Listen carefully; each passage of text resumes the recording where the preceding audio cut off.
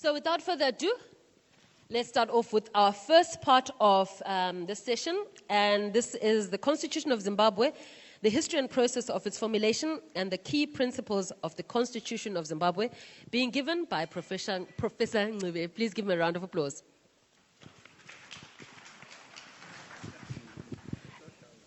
The first shall be last. So you were last, but then we made you first. How's that?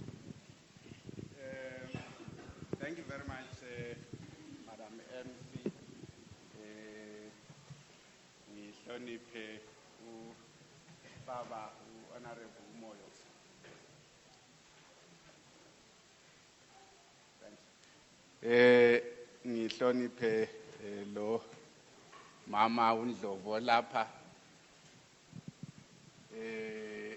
Njengo facilitator, ngihloniphe my fellow learned friend and legal practitioner.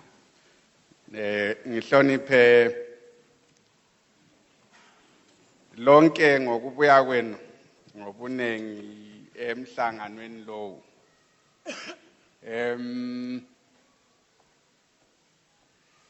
Njobuthe, we should keep it very simple. Anjo, I can speak in Ndebele as much as I can, no problem. Okay? Right. I want to thank the organizers of this meeting for extending the invitation to me to be part of this conversation, which I understand is a conversation among the citizens and residents of Bulawayo around the new constitutional amendments that have been proposed to empower and enable you. Ukuthi nxa i-committee ye-parliament ibuya lapha izobuzisisa ukuthi lithini ngama-amendments lawo, so that you are equipped ukuthi lixoxe labo, so they can take back kobamba zonke whatever the views elilazo ngama-amendments lawa kuyini. Nzaqalisa generally. Sonke siyakwazi ukuthi saqeda isikhathi eside kakhulu ngesikhathi se-inclusive government nge-COPAC. Sibumba sisakha i-constitution entsha yeZimbabwe. Sisenzela ukuthi sibe lesisekelo sombuso elizwe, to which we all participated in the making, which will own, which will be ours, and which will protect and defend, because in it we were putting our values, our principles, the things we held dear. So as a general proposition then, we would expect that any government will be very reticent, will be very slow to start interfering and amending that which the people made throughout that process. But unfortunately, we are already having the second proposed amendment to that constitution adopted by us in a referendum. In a relatively short space of time. 5, 6 years, we're already going to the second amendment. Let me give you an example. Since the end of the Second World War, Japan has not amended its constitution, not even once.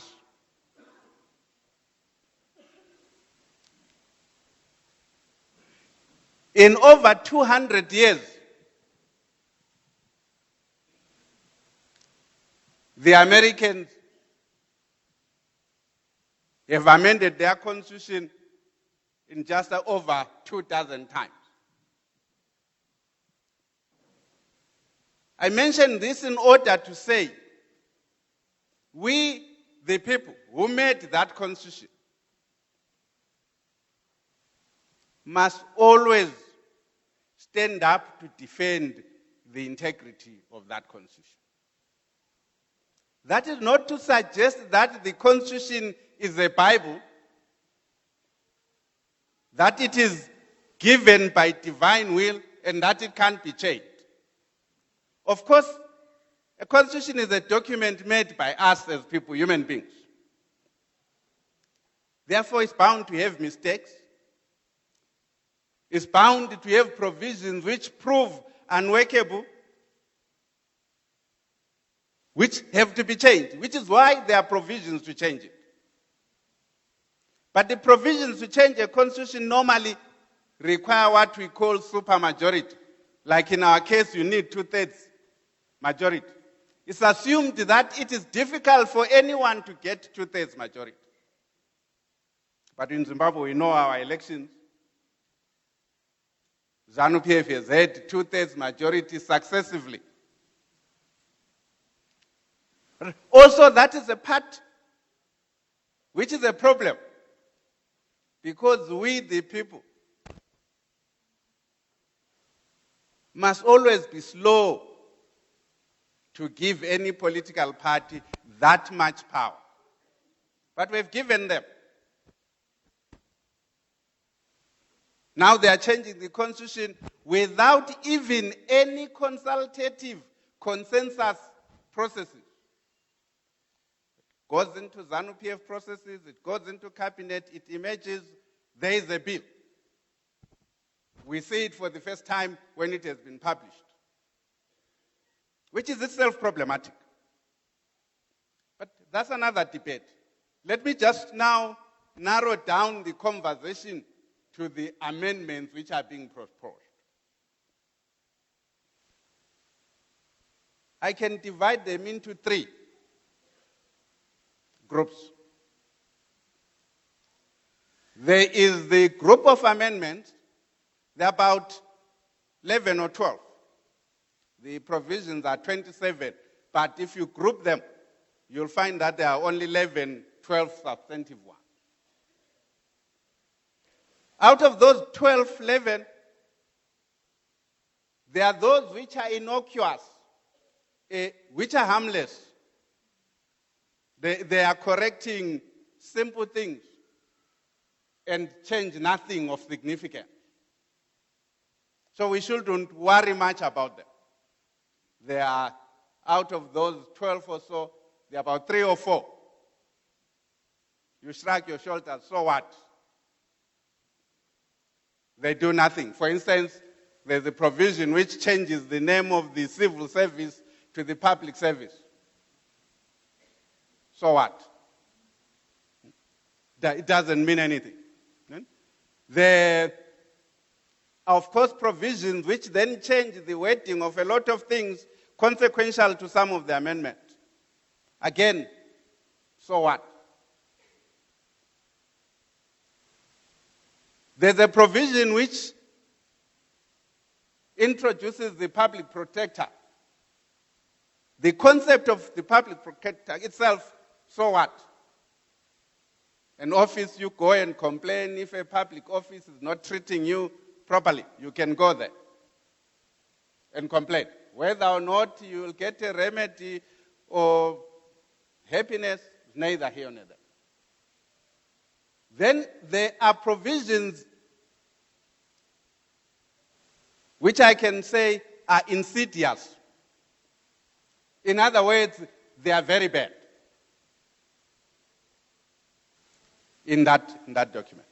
And then there are provisions which are very good, which we ought to support, even though the process of bringing them we don't agree with. They are there, and we must support them. This being a women's meeting, for instance, there is a provision that is extending the special representation for women for another further 10 years. The PR list for women. That's a good provision, clearly. Because the assumption was that our politics will have matured sufficiently in the first 10 years after 20 13, for women to compete fairly and equally with men, so that you didn't need the reserved seats. Clearly, our politics is still toxic, still violent, still difficult for women to navigate. So you still need a continuation of that. There's a provision to also introduce a PR for young people, the youth, who will then get 10 seats for young people across all the provinces in the same way as women. It's a good provision for young people, instead of constantly being used for jambanja and to do press conferences for factions. You can participate in the mainstream of politics. So that's a good provision.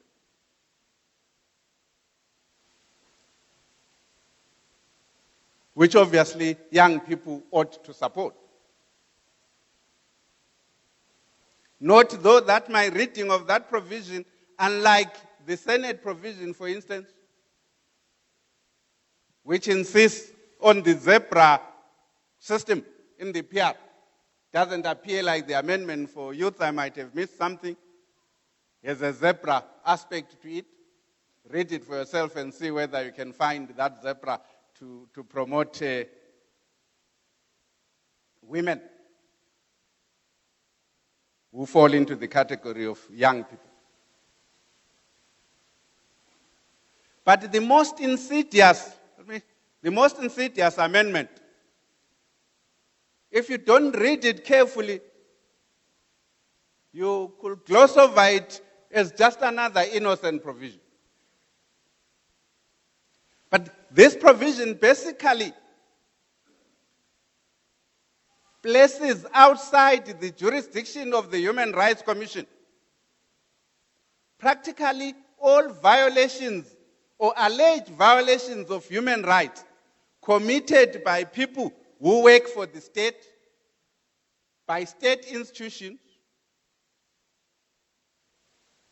which basically means when the police, when the army, when civil servants, when the CIO commit or allegedly commit violations of human rights, the Human Rights Commission will no longer have jurisdiction.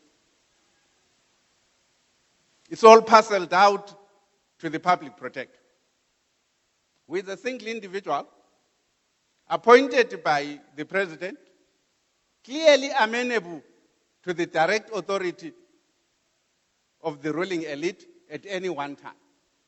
Which basically means, whether we are talking of August 1, 2018, or we are talking of the January 14, was it 24, sort of violations, the Human Rights Commission will no longer have the capacity to deal with the matter, because the perpetrators are public servants. It will quietly go to the public protector, which basically means nothing can be done or will be done. And that is clearly a very insidious provision, given that we all know that the violators of human rights are not you and me. They are not private companies. They are not private individuals. The world over, it is the state. The state, which is the power of coercion. The state, which is the army. The state, which is the police. The state, which is the CIO. The state, which is civil servants, which clearly stands in a position to be always violating your rights. Arbitrary arrest, torture, abductions, disappearances, shootings. And that's what the Human Rights Commission exists for. Now it has no authority over, or will have no authority over that if this thing is passed into law.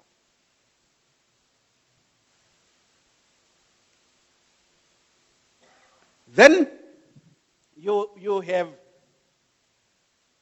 further amendments, which are politically debatable.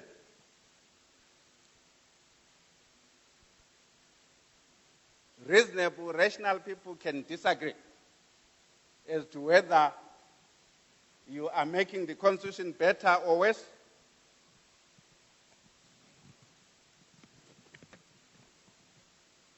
Let me give you some examples.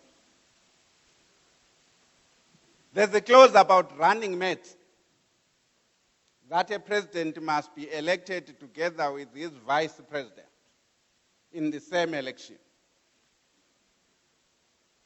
similar to the American system.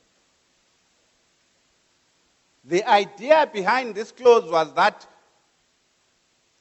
if you have a vice presidency which does not derive its authority solely from appointment, you are dispersing power within the executive, and an elected vice president is therefore more likely to tell the president things which an appointed one, serving at the pleasure of the president, who can be dismissed the following day, would not tell.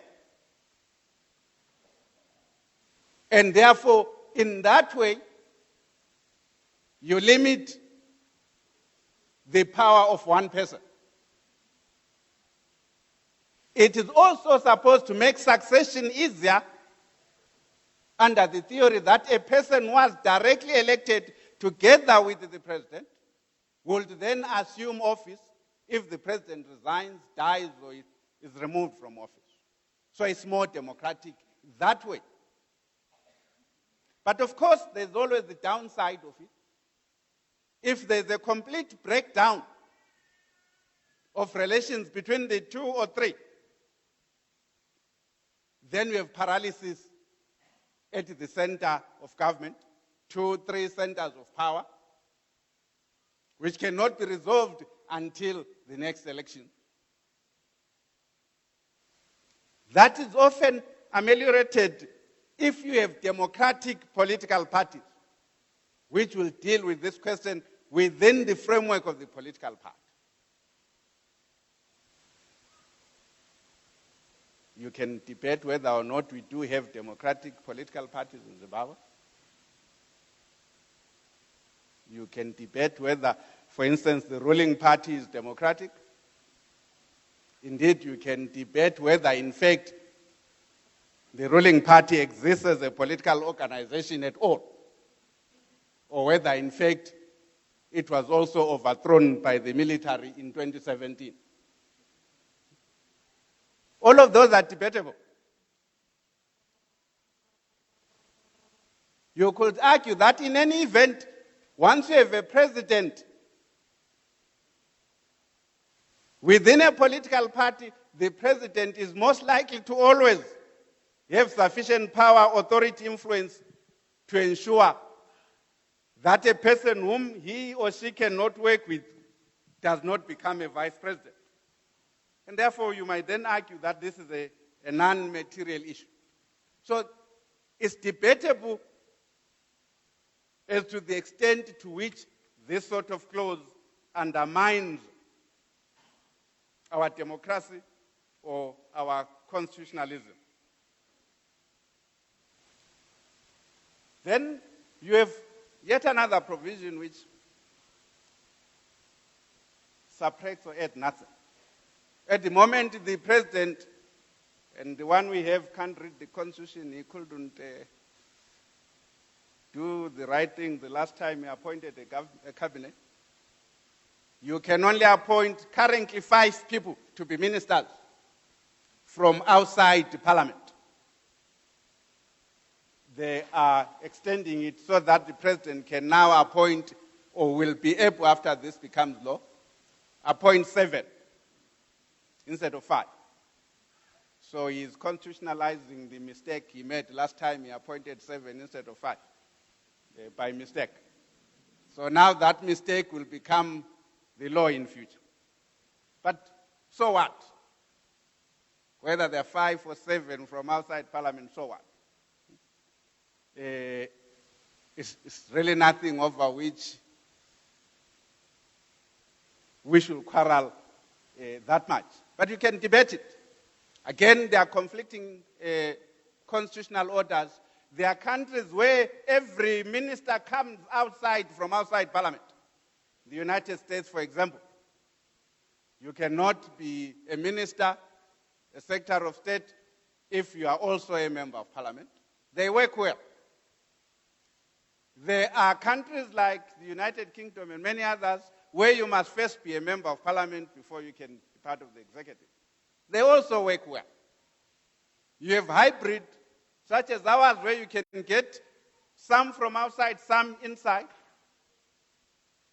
So it doesn't really do much harm. Then there is the provision which we in the legal profession are making a great deal of noise about. The appointment of judges. I'm not sure in practice whether that change will make a difference at all. Those who are in the legal profession know that, for instance, when the 2013 Constitution was made, all judges were appointed after public interviews from the Chief Justice, all of them. You were nominated, you applied, you went for an interview, we watched you on ZBC, those of you who watch ZBC, and a list is made to the president. And he selects one of those. And this was meant to make sure that the best who perform well in the interviews are ultimately appointed. It didn't happen like that, even before they changed. 3, 4 occasions, the people who came tops, you'll have a 5-person list. The committee will say, we want number 1, 2, and 3 to be appointed. The president will go and appoint number 6, number 5, and number 4. And no one had a remedy about it.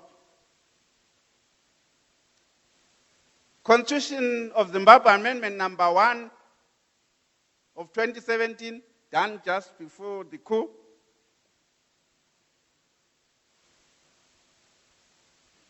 sort of changed that provision and said, Chief Justice, Deputy Chief Justice, Judge President, Bong Trilaba, they no longer go for interviews.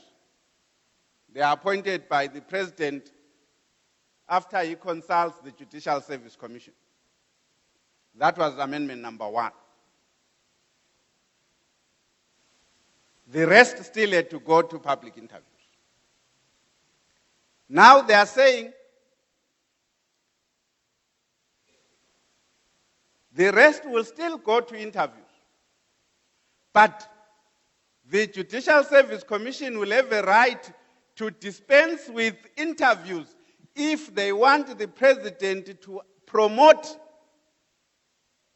from the High Court to the Supreme Court or from the Supreme Court to the Constitutional Court, a person who is already a judge. So it can be done behind closed door. They talk to each other, the Chief Justice and the Judicial Service Commission, then say, Mr. President, we think Justice Rungwe should now go to the Supreme Court. And you wake up the following day, he's in the Supreme Court. They can decide, no, we want everybody to still go for interviews. So they are mixing the two. What difference this will make remains to be seen. At the end of the day, in respect of promotion of judges, the question which will arise are they going to use more often the behind closed doors appointments, or are they going to use more often the open one where we all witness the public interviews and nominations. It remains to be seen. Another clause which is being done with the judiciary is to say,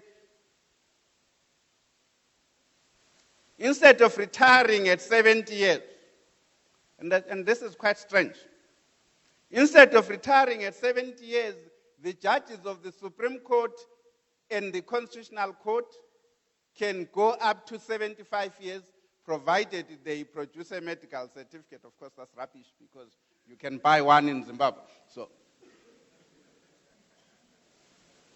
it doesn't really matter whether you are healthy or you are unhealthy, because you can get that certificate just as easily as you can get a fuel coupon to say to your employee, oh yeah, I got fuel of so much when you never did.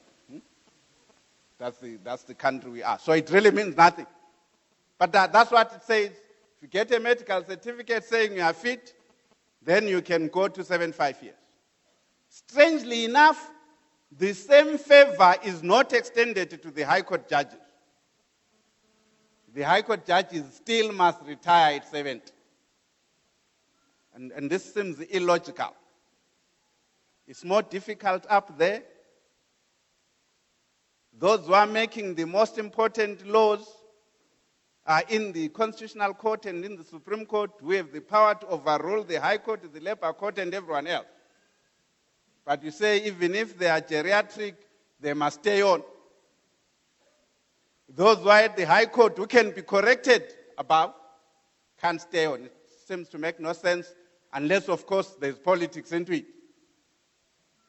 That you have greater control among the few who make the most important laws, so you want to keep them as long as possible.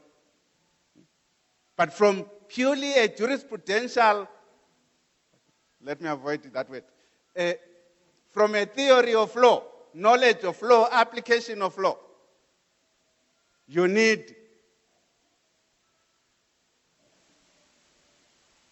the judges the other way around. Let the old ones get out at the top. You can have old ones at the High Court because if they begin to make senile judgments, they can be corrected. So, but for most of you, this might not matter that much, but for us in the legal profession, it matters a great deal. Then, of course, there's those like Bulawayo. You always, for real or imagine, feel that you are always marginalized in the political processes of the country. Currently, when ZEC is doing delimitation of constituencies, it is required to have regard to the results of the last census. And the whole purpose of this is that you should not be able to manipulate the voters' roll so much that it has no relationship with the population of the country. You say Bulawayo has a population of, say, 2 million. And then you say Mashonaland Central has a population of 500,000. And then you give us a voters' roll which says Bulawayo has half as many registered voters as Mashonaland Central. Therefore, Mashonaland Central has double the number of seats than Bulawayo. It makes no sense. Currently, you have to correlate. They are taking that clause away and simply say, never have any regard to the census. And you can see the potential insidiousness of a clause such as that one. The other provision I'm winding up now, which were mistakes. Like, for instance, it was a mistake to leave out any reference to the chief secretary and deputy chief secretary in the constitution. They are not there at all. So there's nothing wrong with bringing them in and saying there shall be a chief secretary and deputy chief secretary appointed by the president after consulting the Public Service Commission. So you need not spend any time worrying about such clauses. Clearly, that would have been a mistake. Another mistake was where you used instead of using the term international organization, which is a term which the Constitution had defined in the definition section. We know what it is. In some of the clauses, we then use the word foreign organizations and entities when we should not have done so. That is being corrected again. So that's a correction of an obvious mistake. Second, to finally, there's the prosecutor general. Currently, everything about the prosecutor general, his or her appointment processes, the dismissal and so forth and so on, is the same as judges. Which means that once appointed, he enjoys almost the same security of tenure as judges. They are removing all of that and basically almost literally making that office completely subservient to the office of the president. He is now to be appointed by the president after consultation with the Judicial Service Commission. He can now be removed, not like a judge, but like the old clause which we removed in 2013, which is to say the president appoints a tribunal and the tribunal investigates. I once represented Gulandebele when they were removing him before such a tribunal chaired by Bunu. It's a farce because they come with a verdict. Completely ignore the evidence because by the time they are selected, they are told what they are going to do. And they commit to doing that. So it's no protection at all. It's no protection at all. So essentially, you are now going to have a prosecutor general completely amenable to political processes. If they say you didn't do what we wanted, they can remove you the following day. And finally, the devolution clauses on the provincial councils. They propose to amend that. Again, it's debatable, right? The main aspect is to remove members of parliament as senators or House of Assembly MPs from being members of the provincial council. They then leave the ones who are directly elected through the PRR system. And then, of course, mayors and chairpersons of town councils become ex officio members. But the members of parliament are taken out of that. Again, you can debate whether this is an improvement or it's not an improvement. It doesn't go to the root of attacking what we call an essential feature of the Constitution. But logically, you would say, if I'm a member of parliament in Matabeleland North, representing Nkai South, Nkai North, Lupane, I should be able to sit in a provincial council in my province, discussing developmental issues which arise in my constituency. That's the logic. And that's why we put it there. But in their wisdom, they're saying, look, that is not necessary. And we can debate that. So, thank you very much. Sorry I took much longer than I did. Thank you. Thank you very much, Professor. Thank you for limiting it to less than, 29 minutes. Well done. Bese mphosa uthi cichani microphone, and we just cut him out. Over to you. Baba Moyo. He's going to continue. You started very well. Then there were some aspects of jargon that came in. So please, sicela ukuzwisisa elikhuluma ngakho baba. It would go a long way. But Aisibongile, you did 75% for you. Well done. Go on. Yeah.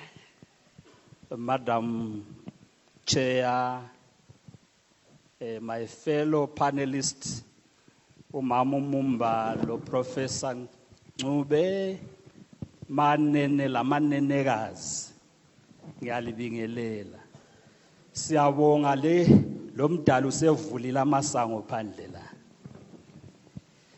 Madam Chair, you were very unfair to me. Very, very unfair to me. Angeke wenze ukuthi uNcube aqala ukukhuluma ngeconstitution.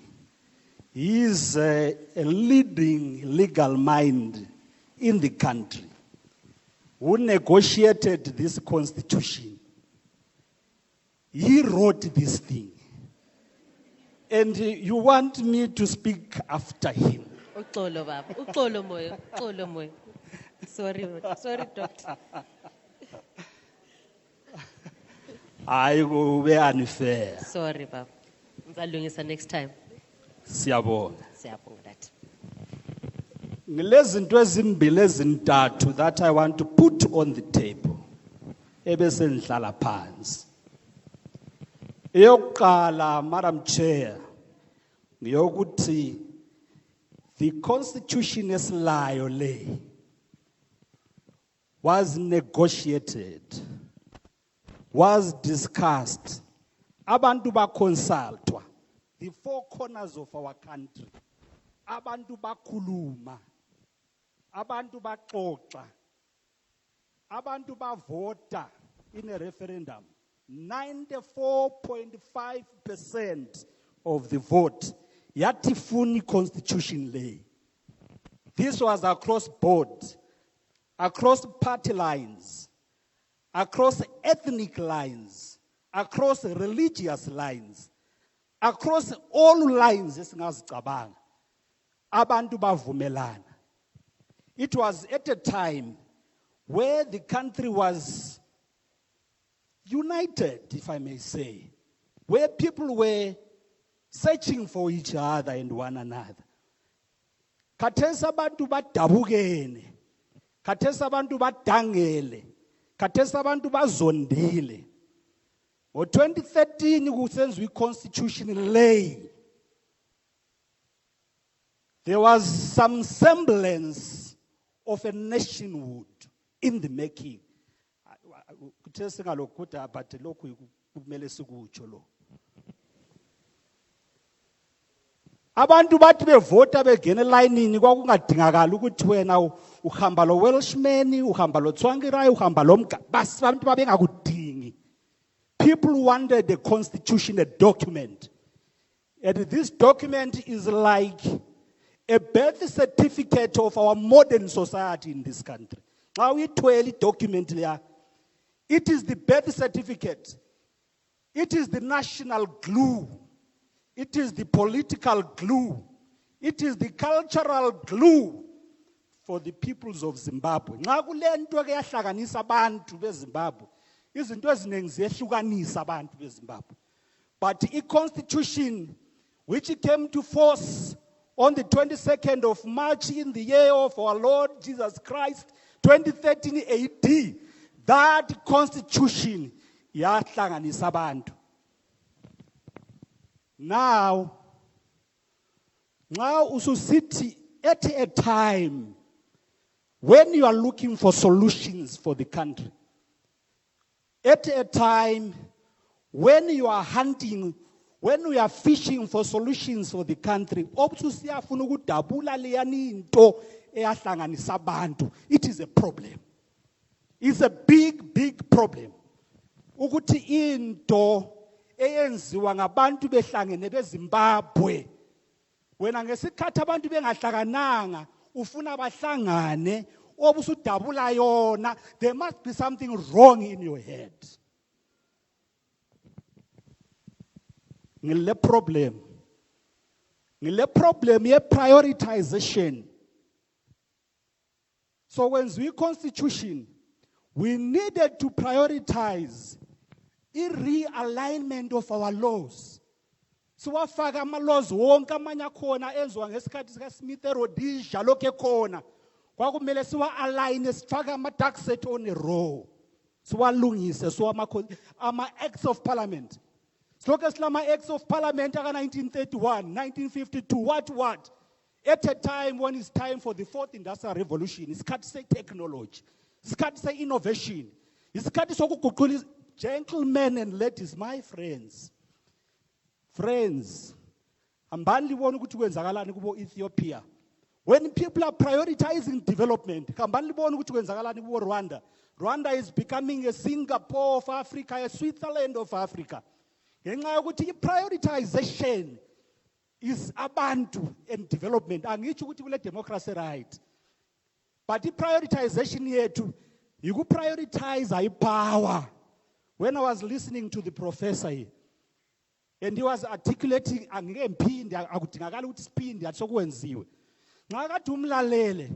this is about power, this is about election, delimitation, this is about election, this is about appointments of powers to the president. It's not about development, it's not about infrastructural development, it's not about energy, water, and sanitation. It's all about who is going to be in power today and tomorrow. I have a problem with that kind of thinking. Thinking enjalo iyasilimaza. Nxa sikhangele ikakhulu this clause akhulume ngayo ama-running mates. I-clause yama-running mates was one of the most innovative,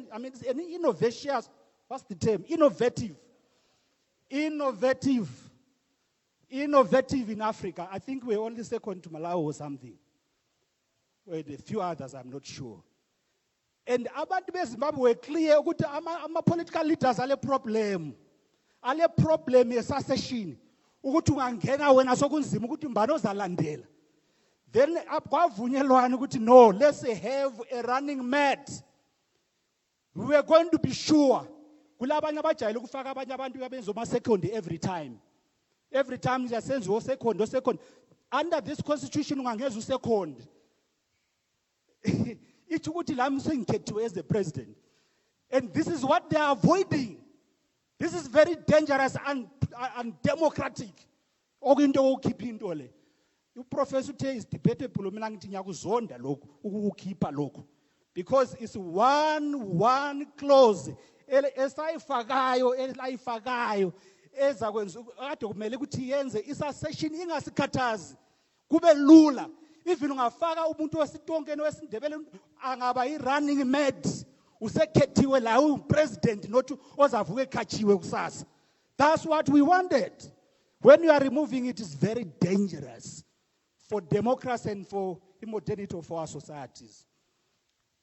Mina ngiyakhuluma ngiqede masinyane emfuna ukucina ngakho yilokho ukuthi i-constitution le ama-amendments lawa ngo-27 kulezinto ezinhle njengoba nekhulumile kodwa kube kungadingakali ukuthi size senze i-amendment eyi-wholesale like this. Okuhle kufanana lo ngamabhatani nje kade kumele sikubisele. When you buy a new suit awuyigambeli uthi uqalisa ukufaka isigamba hayi okwenzayo ukuthi nxa ibhatani lilusi liyafaka amabhatani libisele. I am personally, and I'm not saying you should, I am personally against a number of these proposed amendments, save for the mundane.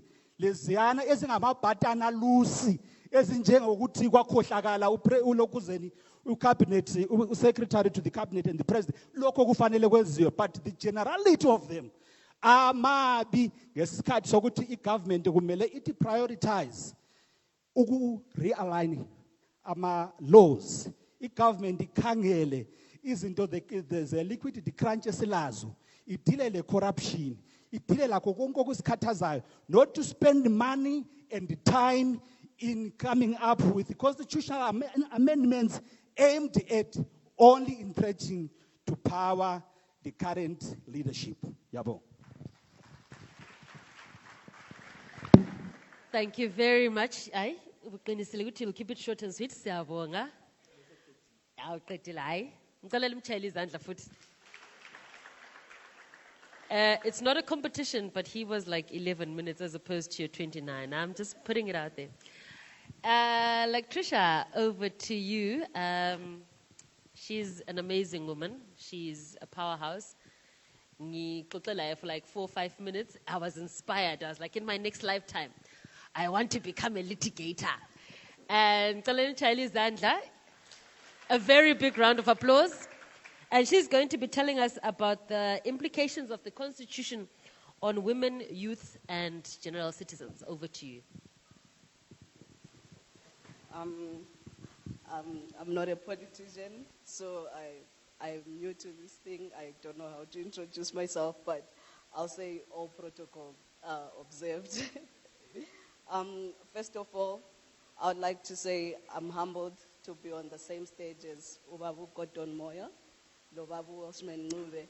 I mean, if you had told me 10 years ago when I was a first year at law school that I would share the same stage as them, I would have thought it to be absurd.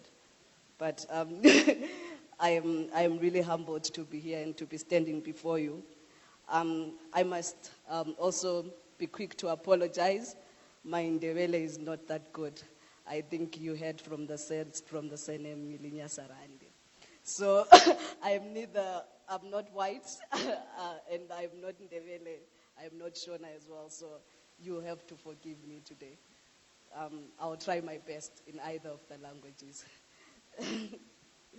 Yes, my job today is to zone in on the implications of the Constitution Amendment Bill on the citizens in general, the women and the youth.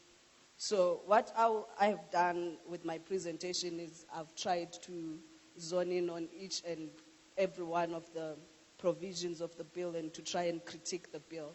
Hopefully I'll be able to speak fast enough so that time does not run out on me. So we've heard so much about the provision of the running mate. Well, the provision of the running mate was due to come into play in 2023. So what is basically happening is that the provision of the running mate is being changed before it's even tested. The provision of the running mate basically, in choosing, in making sure that your vice presidents were voted for by the people as your running mate, what it was supposed to bring to that position was the issue of legitimacy. Because when people vote for you, they also vote for your running mate. And in voting for your running mate, it is taken that the people have reconciled themselves with the fact that that person could possibly be their president in the event of the president dying or becoming incapacitated. So the issue of legitimacy was then one of the reasons why the running mate clause was put in the 2013 Constitution. Again, on the same issue of the running mate, the other problem with the current amendment is that it unassumingly brings in a situation whereby the president is able to be president for the 2 terms that he's elected for. And then he can come back as vice president and then change the center of power to the vice presidency and have a puppet president. Basically, an example would be Putin in Russia.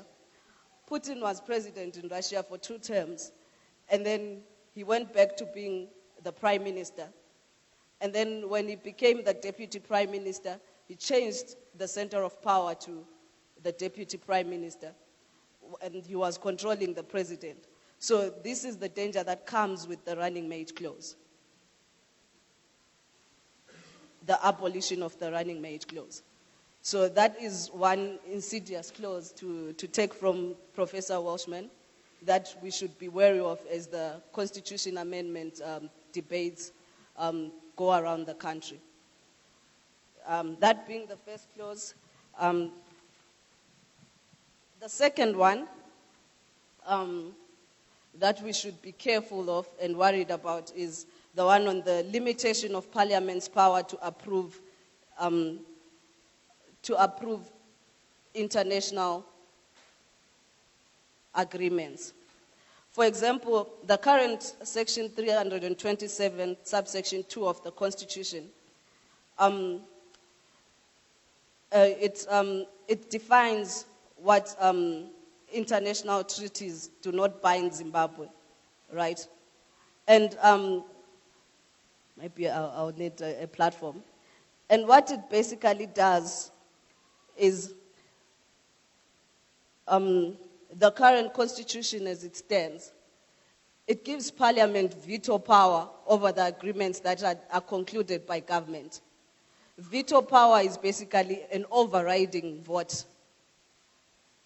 That certain agreements that burden the fiscus, for example, have to be taken through Parliament. But with the current, apply only to agreements entered into with international organizations. It will no longer apply to agreements with foreign banks, for example, which are non-state organizations, even if the agreements do impose fiscal obligations on Zimbabwe. In other words, parliamentary approval will no longer be required for those agreements. What does that then mean? What are the implications on constitutionalism?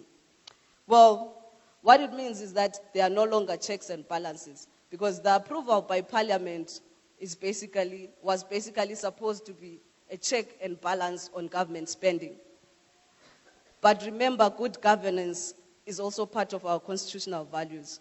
If you read the values of our Constitution at the beginning of the Constitution, good governance, open, transparent, accountable, those are some of our values. But once we take away this veto power from Parliament, then where is the accountability? So clause 23 of the bill is another one that is very insidious. I hope I'm not using any jargons. The room is very quiet. So that's clause 23 of the bill. And then the appointment and removal of the Prosecutor General. With the current constitution, the Prosecutor General was supposed to be appointed in the same way as the judges. Go through the whole process of the interviews as enumerated by Professor Walshman earlier on. You would go through the process of the interviews, the advice from the JSC. But then with the current proposed amendment, which is contained in clause 9 of the amendment bill, what then will happen is that the procedure for the appointment of judges will no longer be followed when it comes to the Prosecutor General. Again, as Professor Walshman Ncube has already said, a tribunal may at any time be convened to then remove the Prosecutor General. Some of you maybe will ask, where is the danger in this, right? Well, the independence and impartiality of the judicial system in its fullness is very important. Why? Because there's a reason why we have three arms of government. You have your legislature, you have your executive. Your legislature is basically your parliament, which makes your laws. Then you have your executive, the president, and his junior officers. And then you have your what? Your judiciary, which are your courts, your judges, right? So, like I said earlier, they implement checks on each other, checks and balances. So if the one arm of government misuses its power, for example, there's judicial review. The courts are supposed to review the decision of the executive. The courts are supposed to review the laws that are made by the legislature, and in certain instances, they can be declared to be unconstitutional.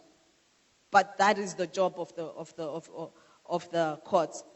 So once you have a situation where one arm of government is more powerful than the other arms of government, then you have a problem. So in the office of the Prosecutor General is being changed in such a way that he's then now appointed basically by the president and is serving at the pleasure of the president.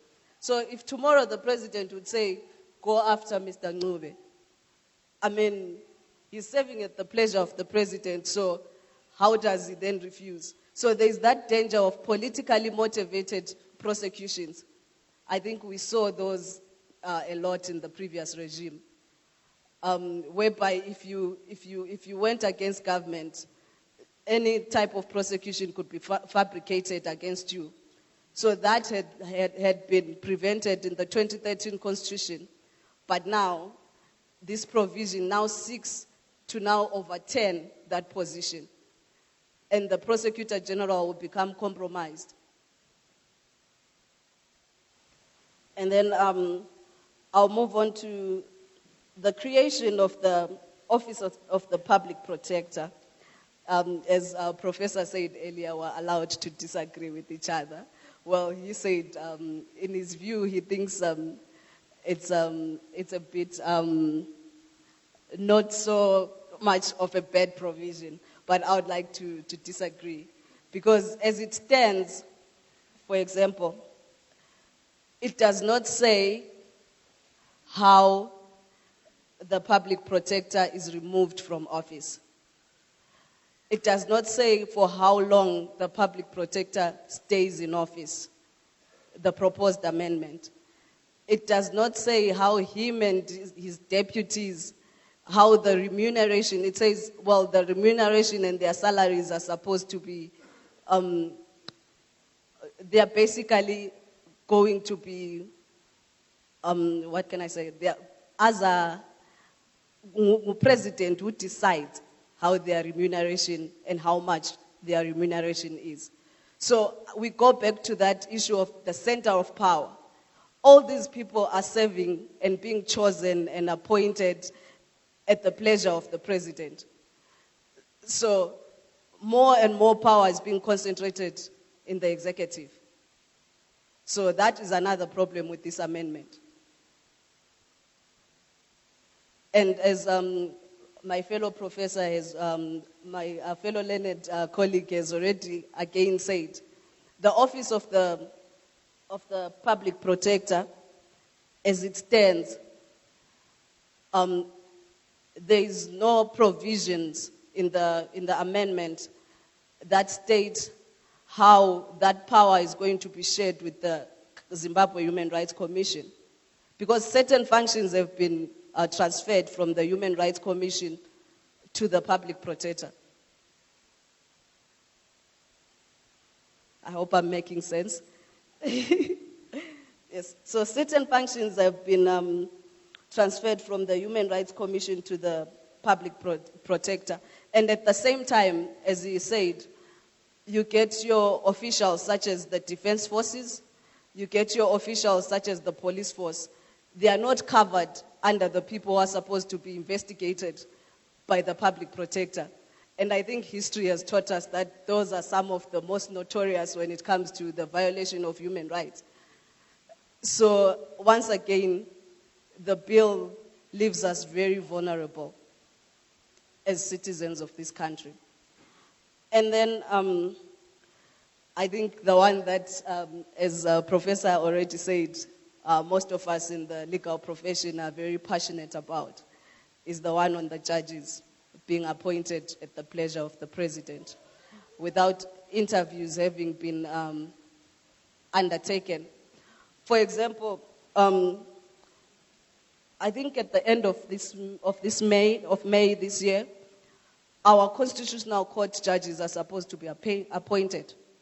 I hope I'm not mistaken, Professor, that it's supposed to be at the end of this May. And the Constitutional Court, because currently the Supreme Court judges were doubling as Constitutional Court judges. But this May, the Constitutional Court is going to have its own judges as well. So with this provision in place, what it means is that the president can appoint anyone from those who are already judges into the Constitutional Court. They can be promoted to the Constitutional Court.